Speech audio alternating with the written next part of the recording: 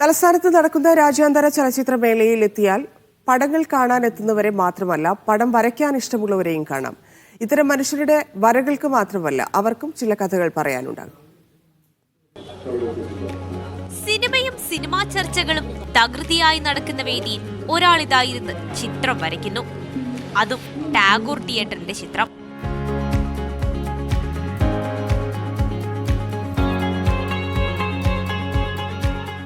ഇതാണ് തിരുവനന്തപുരം സ്വദേശിയായ നന്ദകുമാർ. ക്യാൻസറിനോടും പാർക്കിൻസൺസിനോടും പൊരുതി ജീവിക്കുന്ന മനുഷ്യൻ. ക്യാൻസർ കിടക്കയിൽ നിന്ന് തുടങ്ങിയതാണ് ചിത്രങ്ങൾ വരയ്ക്കുന്ന ശീലം. കീമോതെറാപ്പി സർവൈവ് ചെയ്ത് ബിക്കോസ് ഓഫ് ആർട്സ്. ഞാൻ ഹോസ്പിറ്റലിൽ ഇരുന്ന് വരയ്ക്കുമായിരുന്നു.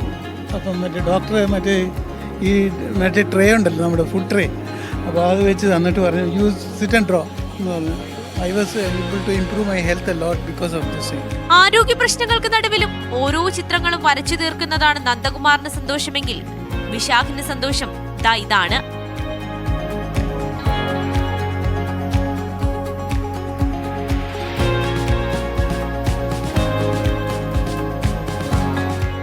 വലിയ തലയുള്ള ചിരിക്കുന്ന മനുഷ്യരെ വരച്ച് അവരെ ചിരിപ്പിക്കുന്നതിലുള്ള സന്തോഷം. ഇപ്പോൾ മറ്റുള്ള ഒരാളെ സന്തോഷിപ്പിക്കുക എന്നുള്ള പറഞ്ഞത് നിസ്സാരമായിട്ടുള്ള കാര്യമായിട്ട് ഞാൻ വിചാരിക്കുന്നില്ല. അപ്പോൾ ആ സന്തോഷം കാണുന്നതാണ് നമ്മുടെ ഒരു പ്രചോദനം കൂടെ. തീർന്നില്ല, ഇനിയുമുണ്ട്. ഇതുപോലെ പടം കാണാൻ വരുന്നതിനിടയിൽ പടം വരയ്ക്കുന്ന നിരവധി പേർ. സ്പന്ദന സാജു, മീഡിയ 1, തിരുവനന്തപുരം.